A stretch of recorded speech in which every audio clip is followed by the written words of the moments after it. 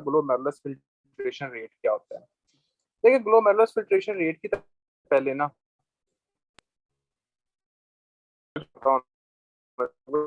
Example हम ये बताते हैं यहाँ पे हम ये देख मतलब हमने क्या डिस्कस किया था, हम लोगों ने ये चीजें डिस्कस की थी कि ये आपकी ग्लोमेरुलस की कैपिलरीज, अब ये बातें हमारी डिस्कस होती रहनी है। यहाँ से जनाब आपका फ्लूइड निकला था जो कि फेनेस्ट्रेटेड कैपिलरीज थी, यहाँ से फ्लूइड आपका यहाँ पे आया था, फिर जनाब ग्लोमेरुलस स्पेस में ब्रेन को क्रॉस किया था, उसके बाद जनाब आपकी बोमेन स्पेस के अंदर आ गया था। ठीक हो गया। अब वो फ्लूइड जो आपका ग्लोमेरुलस बेसमेंट ब्रेन को क्रॉस करके आपकी बोमेन स्पेस के अंदर आ जाए 1 मिनट के अंदर, उस रेट को हम कहते हैं ग्लोमेरुलस फिल्ट्रेशन रेट। वो रेट जिसके अंदर आपका फ्लूइड फिल्टर होकर आपकी बोमेन स्पेस के अंदर आ जाए, उसको हम क्या कहते हैं, आपका glomerulus filtration rate. Simple definition क्या है, the rate at which the fluid filtered from the glomerular space in the brain and entered into the Bowman space, ये क्या करवाता है, आपका जीएफआर कहलाता होता है। सिंपल आपने ये कहना होता है। ठीक हो गया बच्चों।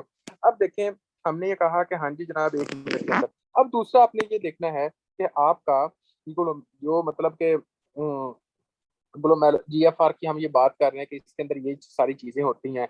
सबसे पहले जो मेन पॉइंट्स हैं वो क्या है, ऐसी कौन सी फोर्स होती है बच्चों जो कि आपके फ्लूइड को इधर लेके आती है। फर्स्ट ऑफ ऑल आपको ये पता होना चाहिए। अब यहाँ पर कुछ बातें, क्या बहुत बातें कम लिखी हैं जो कि आपको बीआरएस की बुक को रीड करना है। ये टॉपिक है ग्लोमेरुलस फिल्ट्रेशन वाला टॉपिक, आपने बीआरएस की बुक से रीड करना है। ठीक होगा, ये मैं आपको ये कहूंगा, वो मैं आपको करवा भी दूंगा थोड़ा बहुत, लेकिन बाकी आप खुद कर लीजिएगा एक बार। देखें, वो फोर्स जो कि जनाब फ्लूइड को आपकी ग्लोमेरुलस से बोमेन स्पेस के अंदर लेके आती है, यहाँ से धक्का लगाती है और यहाँ पे लेके आती है, उस फोर्स को कहते होते हैं ग्लोमेरुलस हाइड्रोस्टैटिक फोर्स। क्या कहते होते हैं, आपका ग्लोमेरुलस हाइड्रोस्टैटिक फोर्स। तो आप लोगों ने कहना है वो फोर्स जो धक्का लगा के जनाब आपका इधर लेके, उसको हम कहते हैं glomerulus hydrostatic force.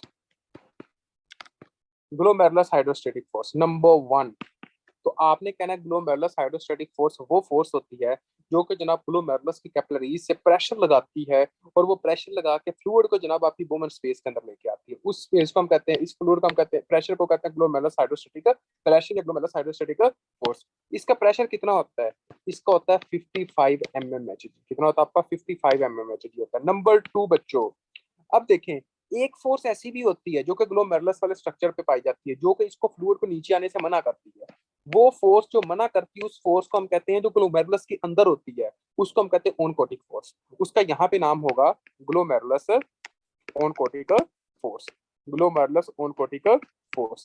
Glomerulus oncotic force जो होती है, इसका जो प्रेशर होता है वो 35 mmHg होता है। अब मुझे आपने ये बताना है कि आपका 35 mmHg ग्लोमेरुलस हाइड्रोस्टैटिक फोर्स से और ओनकोटिक फोर्स में से ज्यादा प्रेशर किसका है। शाबाश। अगर हम इसका नेट निकाल लें तो ज्यादा प्रेशर किसका आ रहा है, पहले तो ये बताएं।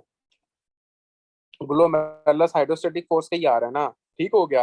तो फ्लूइड कहाँ जाएगा, वो नीचे की तरफ जाएगा या ऊपर की तरफ जाएगा या उधर ही रुका रहेगा, नीचे की तरफ फ्लूइड जाएगा। तो आपने कहना है कि इसके नतीजे में क्या होगा कि जो फ्लूइड साहब होंगे वो जनाब आपका एक तरह का नीचे की तरफ आ जाएगा। अब जब फ्लूइड नीचे की तरफ आएगा तो क्या होगा, कितना फ्लूइड प्रेशर आपका ज्यादा है, 20 mmHg। क्यों भाई, 55 में से 35 निकाला, बाकी कितना बच गया आपका 25 mmHg। अब एक बहुत इंपॉर्टेंट एमसीक्यू है जो कि मल्टीपल टाइम्स क्वेश्चंस के अंदर पूछा जाता है, वो कौन सा है, आपका ऑनकोटिक फोर्स किसके ऊपर डिपेंडेंट होती है। ऐसी कौन सी चीज होती है जिसके ऊपर आपकी ऑनकोटिक फोर्स डिपेंड करती होती है। बच्चों आप लोगों ने कहना है प्रोटीन्स। आपने क्या कहना है, एक तरह का प्रोटीन्स। Very good sir. आपने कहना प्रोटीन्स जो होती हैं उसके ऊपर डिपेंड करती होती हैं। ऐसा कौन सा फैक्टर होता है जिसके ऊपर आपकी ग्लोमेरुलस हाइड्रोस्टैटिक फोर्स आपकी डिपेंड करती होती है। आपने कहना ब्लड प्रेशर। जितना ज्यादा ब्लड प्रेशर ज्यादा होगा ना, उतना ज्यादा प्रेशर ज्यादा होगा इधर से फिल्टर होने का, उतना ज्यादा ये धक्का लगाएगा इधर। तो आपने कहना ब्लड प्रेशर जितना ज्यादा होगा उतना ज्यादा नीचे की तरफ आएगा, और ज्यादा ब्लड प्रेशर की वजह से जब ये धक्का लगाएगा इधर जनाब, जितना ज्यादा फोर्स करेगा, जब ये जितना ज्यादा फोर्स करेगा होगा, किडनी उतना ज्यादा उसकी बेस में ब्रेन डैमेज हो सकती है, किडनी उतना ज्यादा डैमेज हो सकता है। समझ पाई पल्ले गाल के नहीं। हाँ जी, इस बात को समझे कि नहीं समझे। मतलब जितना ज्यादा फोर्स के साथ लगेगा आपको, अगर मतलब पूछता है कि ग्लोमेरुलस हाइड्रोस्टैटिक फोर्स जो होती है वो किस चीज के ऊपर डिपेंड करती होती है, आपने क्या कहना है, आपने कहना हाइपरटेंशन, ब्लड प्रेशर। जितना ज्यादा ब्लड प्रेशर होगा उतनी ज्यादा ग्लोमेरुलस हाइड्रोस्टैटिक फोर्स होगी। अगर आपसे कोई बंदा पूछता है ग्लोमेरुलस ऑनकोटिक फोर्स किसके ऊपर डिपेंड करती है? आपने कहना प्रोटीन। ये दोनों बातों में से किसी बच्चे को कंफ्यूजन हो, क्लियर है? आगे चलें, आगे देखो बच्चों, यहाँ पे आप लोगों को पता चला कि यार ग्लोमेरुलस हाइड्रोस्टेटिक फोर्स आपकी ऑनकोटिक फोर्स से ज्यादा थी, जिसकी वजह से जो फ्लूइड है वो फिल्टर होकर अब आपका कहाँ आ गया? आपकी बोमन स्पेस के अंदर आ गया। ऐसे ही हुआ बच्चों। नंबर 2, यहाँ पे ना उससे ऑपोजिट है। क्या मतलब यहाँ पे उससे ऑपोजिट है? इसका मतलब ये है, आप लोगों को पता था वहां ऊपर ग्लोमेरुलस हाइड्रोस्टेटिक फोर्स क्या काम करती थी? पहले मुझे ये बताएं, फ्लूइड को नीचे भेजती थी या ऊपर भेजती थी? ये बता दो। ग्लोमेरुलस हाइड्रोस्टेटिक फोर्स फ्लूइड को क्या काम करती थी? नीचे भेजती थी या ऊपर भेजती थी? ये बताएं। ओ यार, हाँ जी,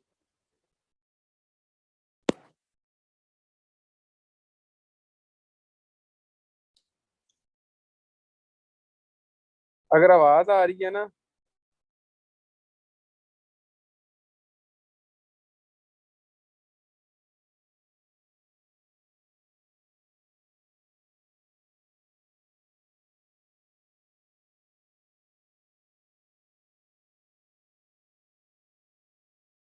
अगर आवाज आ रही है तो एक को बंदा बोल दे, कोई मसला नहीं, थोड़ा सा बोल भी सकते हो। जी जी आ रही है डॉक्टर साहब। ओके, ठीक है। अब देखो, मैं ये कह रहा हूँ कि अगर for example glomerulus hydrostatic force जो थी वो क्या करती थी? फ्लूइड को नीचे की तरफ भेजती थी। मैंने क्या कहा, इससे अब ऑपोजिट होगा। क्या मतलब? यहाँ पर जो बोमैन हाइड्रोस्टेटिक फोर्स होगी, बोमैन हाइड्रोस्टेटिक फोर्स होगी, वो फ्लूइड को क्या करेगी? अगर ऑपोजिट है तो वो ऊपर की तरफ भेजेगी। समझ आ रही है? और वहां पर ऑन ग्लोमेरुलस ऑनकोटिक फोर्स क्या काम करती थी? ग्लोमेरुलस ऑनकोटिक फोर्स क्या काम करती थी? वो फ्लूइड को नीचे की तरफ भेजती थी, नीचे आने से मना करती थी, सॉरी, वो नहीं आने देती थी, वो ऊपर की तरफ भेजती थी। लेकिन वो मैन ऑनकोटिक फोर्स क्या करेगी? वो फ्लूइड को आपका नीचे की तरफ लेके आएगी। कोई ऐसा बचा जिसको ना समझ आई? समझ आ गई इस पॉइंट की? तो यार सिंपल जी गल है, ग्लोमेरुलस हाइड्रोस्टैटिक फोर्स और ग्लोमेरुलस ऑनकोटिक फोर्स का पता चल गया था ना। अब जो वो मैंने ना उसको ऑपोजिट कर देना, सिंपल, उसके ऑपोजिट कर देना। अब जब आपने ऑपोजिट कर दिया, एक और क्वेश्चन है मेरा आपसे, क्वेश्चन है, सबसे पहले मुझे ये बताएं कि ऑनकोटिक फोर्स किसके ऊपर डिपेंड करती थी? शाबाश, हाँ जी, जो ऑनकोटिक फोर्स थी वो किसके ऊपर डिपेंड करती? जल्दी जल्दी जल्दी, प्रोटीन के ऊपर डिपेंड करती थी। दूसरा क्वेश्चन ये है कि आपको पता है कि ग्लोमेरुलस हाइड्रोस्टैटिक फोर्स कितनी थी? 55 थी। ग्लोमेरुलस हाइड्रोस्टैटिक फोर्स कितनी थी आपकी? 55 mm थी।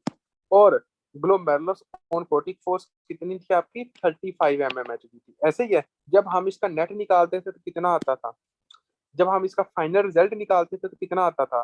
25 mm आता था, जिसकी वजह से जो फ्लूइड था वो बोमैन स्पेस के अंदर आता था। अब मुझे आप लोगों ने ये बताना है कि बोमैन हाइड्रोस्टैटिक फोर्स जो होगी, बोमैन हाइड्रोस्टैटिक फोर्स जो होगी वो होती है आपकी 10 mmHg।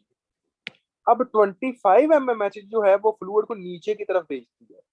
ओ सॉरी, 20 बचता था ना, ये 20 बचता ना रहा, 25। आप समझ आ रही है? अब जनाब, वुमेन हाइड्रोस्टैटिक फोर्स क्या वो होती है? 10 mmHg। अब 20 mmHg फ्लूइड को नीचे की तरफ भेजता है, लेकिन वुमेन हाइड्रोस्टैटिक फोर्स क्या करता है? वो आपको ऊपर की तरफ भेजता है। तो जब 20 में से 10 निकालेंगे तो पीछे कितना रह गया? 10 mmHg नेट रिजल्ट रहता है कि नहीं रहता? बात को समझे नहीं समझे? यहाँ तक 10 बच गया ना। अब देखें, ये जो 10 होता है ना, यही वो ताकत होती है जो फ्लूइड को इधर तक लेके आती है। तो बोम एंड कोटिक फोर्स का क्या रोल है? हाँ जी, कोटिक फोर्स का क्या रोल है? नॉर्मल बंदे के अंदर प्रोटीन यहाँ आती ही नहीं है, पता है ना? नॉर्मल बंदे के अंदर प्रोटीन यहाँ पे आती ही नहीं है। जब नॉर्मल बंदे के अंदर यहाँ पे प्रोटीन ही नहीं आएगी तो क्या होगा? यहाँ पे जीरो। हमें आपको कुछ बच्चे अभी भी कंफ्यूज हो रहे हैं, देखें। फॉर एग्जाम्पल आप लोगों को पता था ग्लोमेरुलस हाइड्रोस्टैटिक फोर्स थी, ऐसे ही है। उसके बाद क्या था? माइनस ग्लोमेरुलस ऑनकोटिक फोर्स थी, ऐसे ही है ना बच्चे? इसका था 55 mmHg, इसका था 35 mmHg। अब 55 में से 35 निकाला, कितना बच गया? 20 mmHg आपका नेट रिजल्ट बचा, जिसकी वजह से फ्लूइड आपका बोम एंड स्पेस के अंदर आ गया। क्लियर हो गया? मतलब कि आपका यहाँ पर फ्लूइड आ गया, ये वाली जगह पे आ गया, 20 mmHg यहाँ पर आया। अब आप खुद देखें, ये 20 mmHg वो फ्लूइड है जो कि आपके फ्लूइड को नीचे की तरफ भेजता है। क्लियर है? अब ये वाली जो जगह है ना, ये वाली जो बोमैन हाइड्रोस्टैटिक फोर्स है, बोमैन हाइड्रोस्टैटिक फोर्स यहाँ पे क्या करेगी? जो फ्लूइड को ऊपर भेजेगी। और बोमैन हाइड्रोस्टैटिक फोर्स का जो प्रेशर होता है वो 10 mmHg होता है, ये होता है। अब देखिए 20 नीचे की तरफ है, 10 ऊपर की तरफ है। अब 20 में से 10 निकालेंगे तो पीछे कितना रह गया, 10 mmHg। तो पीछे देखें कि जो 0 mmHg है वो क्या है, वो आपका बोमेन ओनकोटिक फोर्स है। वो जीरो क्यों है, क्योंकि नॉर्मल बंदे के अंदर बोमेन स्पेस के अंदर प्रोटीन नहीं आती, हम ऑलरेडी ये डिस्कस कर चुके हैं। अगर ये प्रोटीन आएंगी तो वो क्या है, वो पैथोलॉजिकल है। अब समझ आई कि नहीं आई, कोई ऐसा बच्चा जिसको ना समझ आई हो, शाबाश। अब ये 10 mmHg वो सिर्फ फोर्स होती है जो फ्लूइड को आपकी प्रॉक्सिमल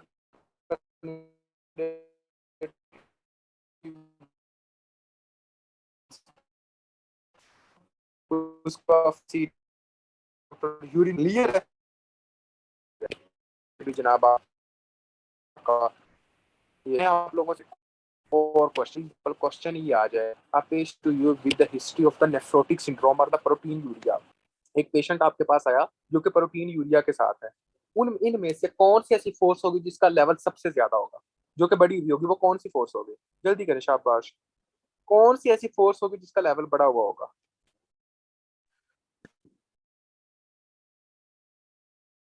ओए, मेरे को उससे सुनने लगा ऑनकोटिक फोर्स तो है, लेकिन कौन सी। ग्लो बोमन्स की। शिराग बोमैन की। बोमैन ऑनकोटिक फोर्स है। पर अगर आप वो कहे कि हाँ जी जनाब आप पेशेंट है वो नेफ्रोटिक सिंड्रोम का है, वो आपके पास आता है, तो ऐसी कौन सी फोर्स है जिसका लेवल सबसे कम होगा, तो वो कौन सी होगी, अब ये भी बताएं शाबाश। अब ये भी बताएं, जिसका लेवल सबसे कम होगा। प्रोटीन यूरिया हो रहा है, तो किसका लेवल सबसे ज्यादा कम होगा। क्या ग्लोमेरुलस हाइड्रोस्टेटिक फोर्स का लेना देना है उसके साथ। वेरी गुड तहसीन, शाबाश। ग्लोमेरुलस ओनकोटिक फोर्स क्यों, थोड़ा सा सोचो, अकल लड़ाओ इथे। ओ भाईजान, ग्लोमेरुलस ओनकोटिक फोर्स किसके ऊपर डिपेंड करती थी बताइए, शाबाश। जो ग्लोमेरुलस ओनकोटिक फोर्स थी वो किसके ऊपर डिपेंड करती थी, प्रोटीन्स के ऊपर। जब बंदे को प्रोटीन यूरिया हो रहा है तो बंदे के अंदर प्रोटीन ज्यादा हो रही है कम हो रही है, अब बताएं। प्रोटीन का ज्यादा हो रही है कम हो रही है, कम हो रही है। जब बंदे के ब्लड के अंदर प्रोटीन ही कम है तो मुझे ये बताएं कि ग्लोमेरुलस ओनकोटिक फोर्स कम होगी या ज्यादा होगी। ग्लोमेरुलस ओनकोटिक फोर्स कम होगी। देखिए ये दोनों का लॉजिक है, यहाँ पे बच्चे कंफ्यूज होते हैं। आपने कहा बोमेन ओनकोटिक फोर्स ज्यादा होगी लेकिन ग्लोमेरुलस ओनकोटिक फोर्स कम होगी। सेम आंसर नहीं, ऑपोजिट है भाई। ग्लोमेरुलस ओनकोटिक फोर्स जो होगी वो क्या होगी, कम होगी, लेकिन बोमेन ओनकोटिक फोर्स आपकी ज्यादा होगी। ठीक हो गया, ओके, शुक्र है समझ आ गई तो। ओके जी, अब हम आ जाते हैं इधर और इधर देखते हैं कि क्या है। अभी एक बार आपने जीएफआर जब पढ़ना है ना उधर बुक से, तो आपको बहुत ज्यादा हद तक की समझ आ जानी है। उसके बाद आगे देखते हैं बच्चों, ऐसा कौन सा सब्सटेंस है जो कि जीएफआर को मेजर करने के लिए इस्तेमाल होता है। वो आपने कहना है इनोलिन। कौन सा, था आपका एक तरह का इनोलिना सब्सटेंस होता है जो कि आपका इस्तेमाल किया जाता है। उसके बाद ऐसा कौन सा सब्सटेंस होता है जो कि एज ए एस्टिमेशन के लिए तौर पर इस्तेमाल होता है, वो कौन सा होता है। आपने कहना है क्रिएटिनिन। समझ आ रही, ये भी आपका एमसीक्यू जाता होता है। क्रिएटिनिन जो होती है एज एस्टिमेशन के तौर पर इस्तेमाल होती है। ये दो एमसीक्यू है। उसके बाद एक नॉर्मल बंदे का जीएफआर कितना होता है, 100 to 120 ml पर मिनट। 100 to 120 ml पर मिनट है, ठीक होगा, जीएफआर ये होता है। कोई बच्चा जिसको समझ ना आई हो, क्लियर है। अब आप आगे आगे एक अब मैं क्वेश्चन बताने लगा हूँ, वहां पे आप लोगों को काफी हद तक समझ आ जाएगी। आगे चलो बच्चों, यहाँ पे वैल्यूज कुछ नहीं दी हुई, यहाँ पे जो पढ़ाया वो कुछ नहीं दिया हुआ। एज ए एस्टिमेशन के तौर पर इस्तेमाल करते होते हैं अगर किसी बंदे का जीएफआर इस्तेमाल करना एज आ, ठीक हो गया। एस्टिमेटेड जीएफआर कितना है उसका, तो वो आप करेक्ट यूज करते, क्रेटिनिन का लेवल देखते होते हो बंदे के अंदर वो। अब बच्चों, आपने एक काम पता है क्या करना है, इस टॉपिक को आपने बीआरएस की बुक से पढ़ लेना है एक बार लास्ट में। चीजें यही हैं, आगे पीछे बस लिखी हैं, पढ़ाया जो मैंने है ना वो है वही, ठीक हो गया। ये आपने देखना है। उसके बाद आगे देख लो आगे का क्या हिसाब है। देखें आगे जो एक बात आती है वो ये है कि आपका for example C is equal to U V over V. अब इसका मतलब क्या है, सी से एक और मुराद है कंसंट्रेशन, क्लियरेंस, ये इससे मुराद जी एफ आर भी है। यहाँ पर हम जी एफ आर इसको देखेंगे, ग्लोमेरुलस फिल्ट्रेशन रेट हम इसको देखेंगे कैसे। देखें बच्चों, यू से मतलब है urine concentration. Urine concentration just imagine कीजिएगा, थोड़ा सा अकलमंदी से काम लेना है। मुझे पता है आप लोग थक गए होंगे, लेकिन अभी हम लोगों ने काम करना है, इस वजह से जरूरी है कि थोड़ा सा एक्टिव आप लोगों ने रहना है, ठीक है।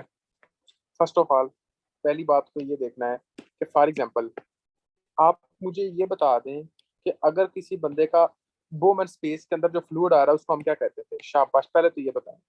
हाँ जी, अगर कोई बंदा जिसका जनाब बोमन स्पेस के अंदर फ्लूइड आ रहा था, हम उसको क्या कहते थे, जल्दी जल्दी जल्दी जल्दी, उसको हम क्या कहते थे, जीएफआर कहते थे। अब देखें, अगर बंदे के जीएफआर के अंदर कुछ फ्लूइड आ रहा है तो जीएफआर हो के उसके बाद यूरिन के अंदर आएगा ना, ऐसे ही है ना, उसके बाद यूरिन के अंदर आएगा ना, ये तो ना कि कोई और रास्ता लेगा। ठीक हो गया। अब एक ये बात, दूसरी बात को गौर करना है। फॉर एग्जाम्पल आपने देखना है एक सब्सटेंस जिसका नाम है सोडियम। अब ये समझ लो, सोडियम देख लें, अगर सोडियम आपके यूरिन के अंदर ज्यादा आ रहा है तो इसका मतलब क्या है कि उसका जीएफआर ज्यादा है या कम है। अब ये मुझे बता दो, अगर एक सब्सटेंस है वो यूरिन के अंदर बहुत ज्यादा आ रहा है तो उसका जो जीएफआर होगा वो ज्यादा होगा या कम होगा, ज्यादा होगा ना। तो आप ये कह सकते हो कि GFR is directly related to urine concentration, यानी कि जितना ज्यादा कोई सब्सटेंस यूरिन के अंदर आएगा उतना ज्यादा उसका जीएफआर होगा, कह सकते हैं। ओके, शुक्र है, ये भी क्लियर होगा। नंबर 2 वाले पॉइंट पे आ जाए।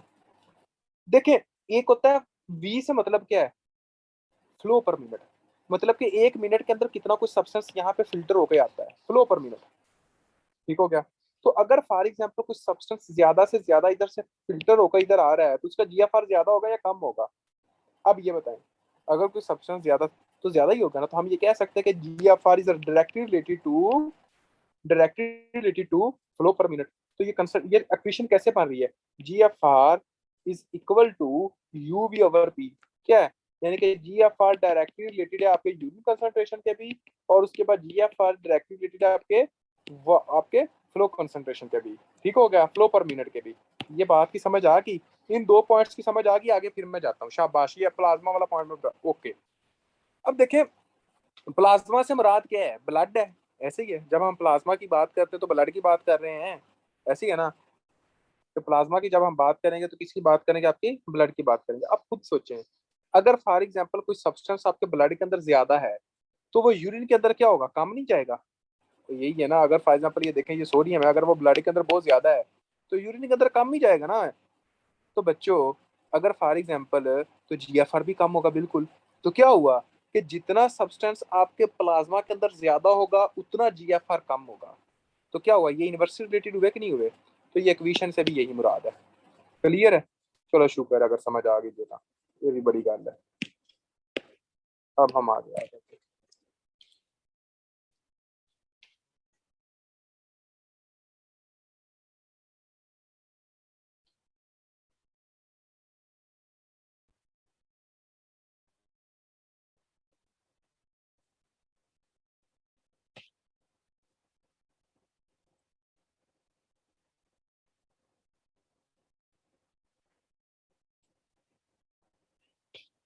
देखें, यहाँ पे कम लिखा है, जीएफआर वाला ये टॉपिक उधर से पढ़ना है, ठीक है।